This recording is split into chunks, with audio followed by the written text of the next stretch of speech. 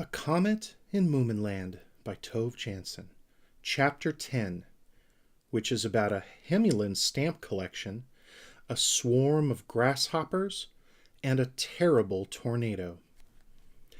When Sniff woke up next day, the first thing he said was, "It's coming tomorrow." "It's so big," said the Snork Maiden, "nearly as big as a house."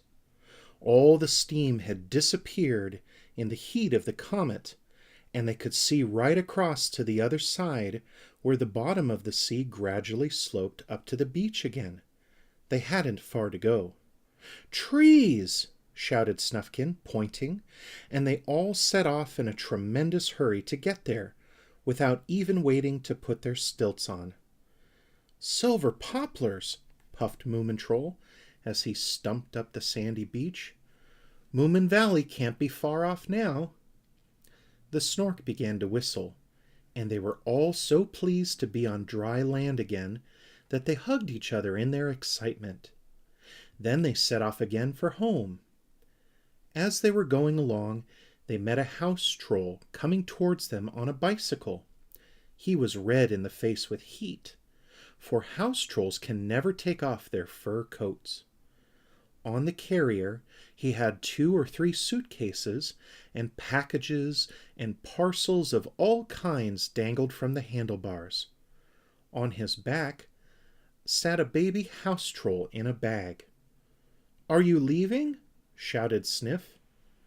The house troll climbed off his bicycle and said, "You may well ask, little animal. Everybody who lives in the neighborhood of Moomin Valley is leaving. I don't think there's a single person who intends to stay there and wait for the comet." "How is it you all think the comet is going to fall just there?" asked the Snork. "Well, you might say by word of beak," said the house troll. "The muskrats sent the information round through the birds, and it is quite obvious to any self-respecting house troll that the comet will fall in Moomin Valley."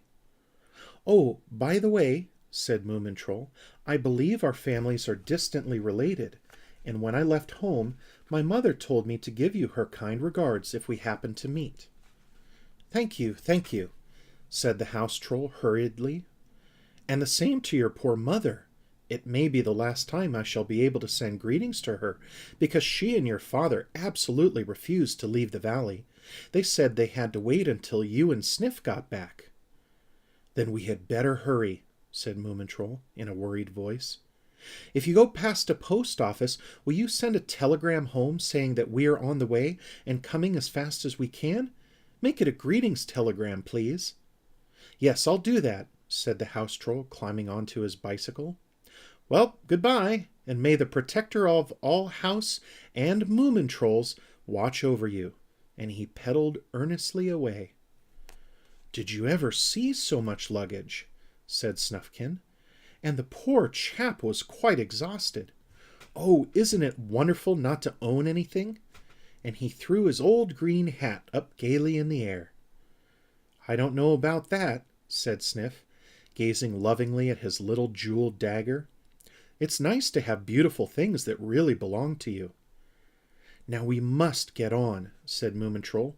"They're waiting for us at home, and I'm sure that can't be much fun." On the way they met crowds of fleeing creatures, some walking, some driving, some riding, and some even taking their homes with them on wheelbarrows. They all kept glancing fearfully at the sky, and hardly anyone had time to stop and talk.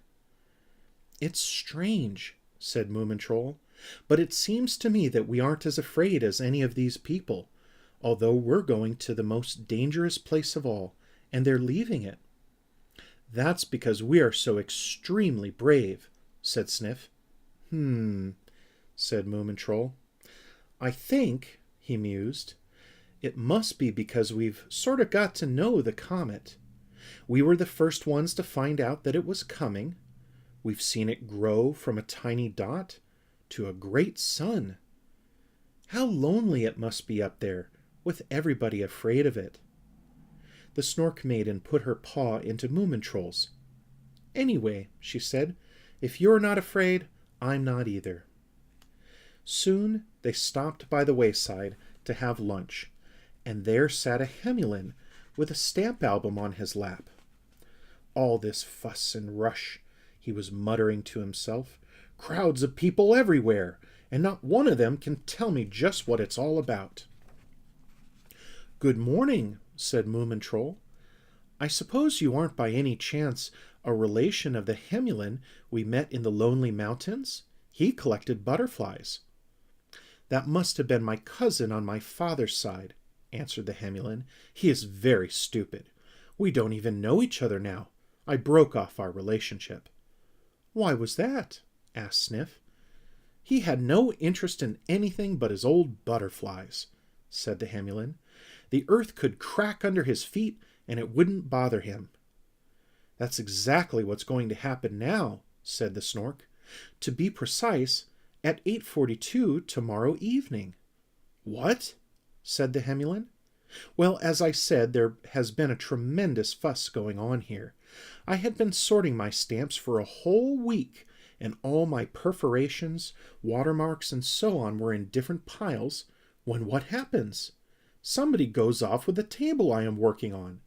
Somebody else snatches the chair from under me. Then the very house disappears. And here I sit with my stamps in a complete muddle, and nobody has bothered to tell me what it's all about. Listen now, Hemule, said Snufkin, slowly and clearly. It's about a comet that is going to collide with the Earth tomorrow. Collide? Said the Hemulen. Has that anything to do with stamp collecting? No, it hasn't, said Snufkin. It has to do with a comet, a wild star with a tail. And if it comes here, there won't be much of your stamp collection left. Heaven protect me, gasped the Hemulen. And with this somewhat illogical request, he gathered up his dress. A Hemulen's always wears a dress, nobody knows why. Perhaps they have never thought of trousers. And asked what he should do next. Come with us, said the Snork Maiden. We found a cave where both you and your stamp collection can hide. And that was how the Hemulen joined the party returning to Moomin Valley. Once they had to go back several miles to look for a rare stamp that had fluttered out of his album, and once he had a quarrel with the Snork, who insisted that it was a dispute, though anybody could see that it was a quarrel, about something that somebody had forgotten to do. But on the whole they got on quite well with the Hemulen. They had left the country road long ago, and reached a great wood of silver poplars and oaks, with a few plum trees dotted about, when Sniff stopped and listened. Can you hear anything? He asked. Very, very faintly they heard a whirring, buzzing sound. It came nearer, nearer, until they were deafened by the roar. The Snork Maiden held Moomin Troll's paw very tight. Look! Screamed Sniff. Suddenly the red sky was darkened by a cloud of flying creatures that first sank and then dived straight into the wood. It's a swarm of grasshoppers, cried the Snork.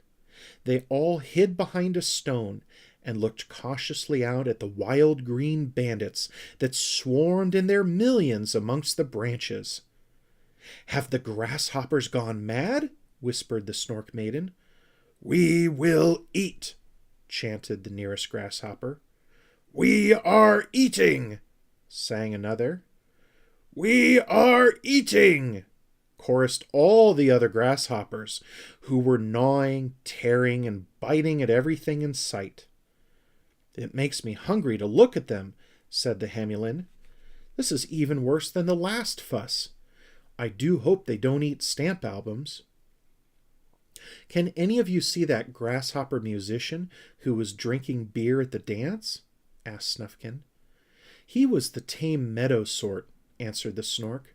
These are wild Egyptian grasshoppers. It was quite fascinating to see how fast they ate. In a short while, the poor trees were naked. Not a leaf was left, not even a blade of grass. Moomin Troll sighed. I have heard that grasshoppers always ravage the country before any great catastrophe, he said. What's a catastrophe? Asked Sniff. It's something as bad as it possibly can be, said Moomintroll, like earthquakes, and tidal waves and volcanoes, and tornadoes, and plagues. In other words, fuss, said the Hemulen. One never has any peace. What was it like in Egypt? Squeaked Sniff to the nearest grasshopper. Oh, short rations, you know, he sang. But look out, little friends. Beware of the great wind. We have eaten, sang all the grasshoppers, and with a burst of chirping and croaking, the whole swarm rose from the bare skeleton of the wood. What dreadful creatures! Exclaimed Snufkin, and the little procession trudged dejectedly on through the silent desolation that the grasshoppers had made. I'm thirsty, wailed the Snork Maiden. Aren't we nearly there yet? Snufkin, do play the higgledy-piggledy song. It's just how I feel now. The mouth organ is broken, protested Snufkin. There are only a couple of notes that will play at all.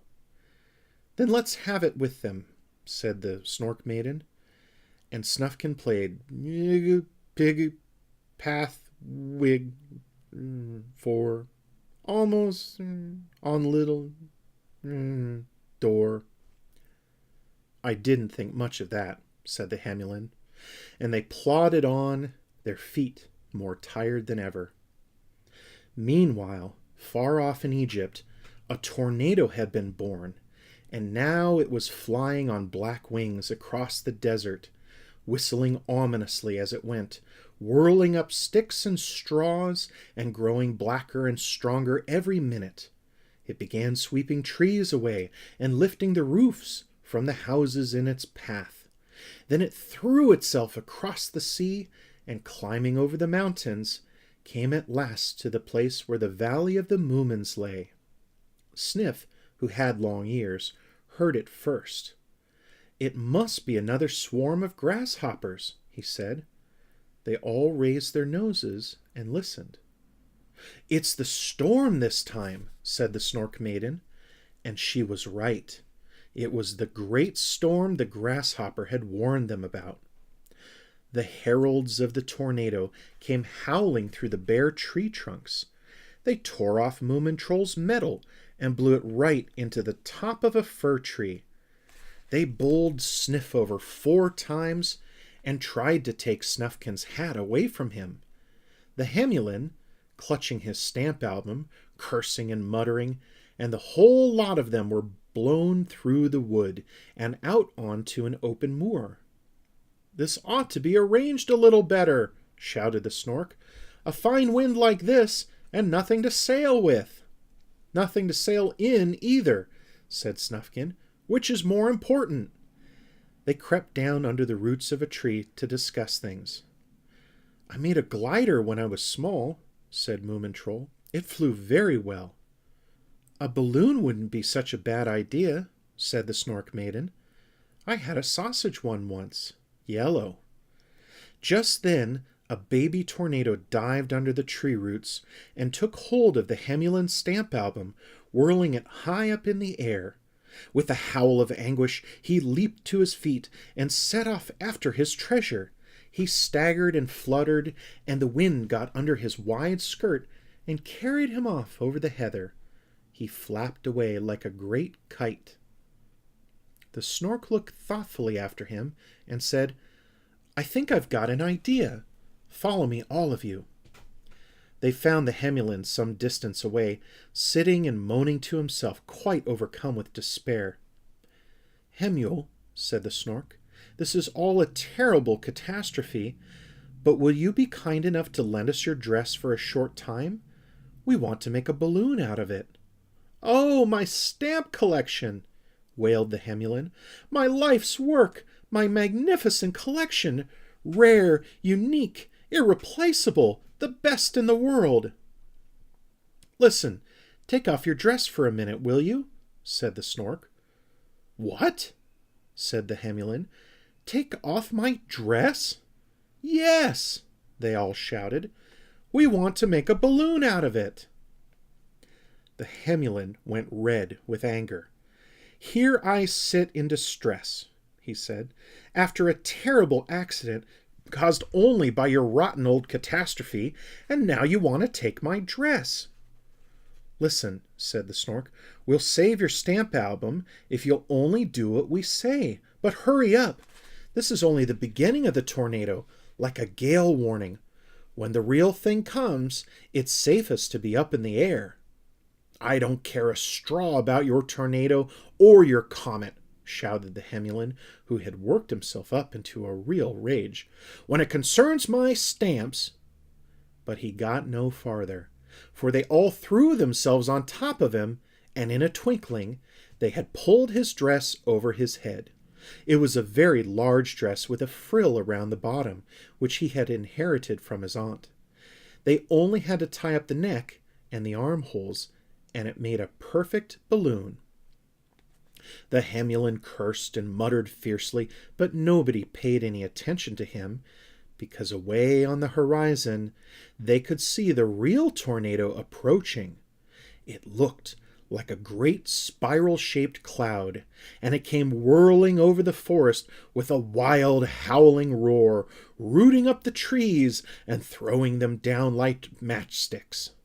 Hold on with all your might, shouted Moomintroll, and they all caught hold of the frill on the Hemulen's dress and knotted their tails together for safety's sake. The tornado had arrived. For quite a long time they could neither hear nor see, but the Hemulen's dress lifted them up higher and higher and carried them over the moor, over mountain tops and dried up lakes, on, and twilight came, and then darkness before the tornado lost its breath and died. At last they came to rest and found the balloon had hitched itself up in a tall plum tree. Well, strike me pink, exclaimed Moomintroll. Are you all still here? I'm here, said the Hemulen, and I wish to point out now, before anything else happens, that I will not join in these childish games in the future. If you will fool about like this, you must do it without me. This time, they all felt too exhausted to start explaining everything to the Hemulen again. I'm still here, and I've got my looking-glass too, said the Snork Maiden. And I've got my hat, said Snufkin, and the mouth-organ. But my exercise book might be anywhere, said the Snork miserably, and I had written down everything that has to be done when a comet comes. Now what are we going to do? Well, never mind that now, said Moomintroll. Where's Sniff? Here, piped a feeble voice. If it really is me, and not some poor bit of wreckage left over by the storm. It's you all right, said the Hemulen. I'd know your squeak anywhere. And perhaps I could have my dress back now? Why, certainly, said Moomintroll, and thank you for the loan of it. The Hemulen grumbled and puffed as he pulled his dress over his head, but luckily he couldn't see in the dark how the tornado had treated it. They spent the night in the plum tree, very close together, and they were so tired after their journey that they didn't wake up till 12 o'clock the next day. And that's the end of chapter 10.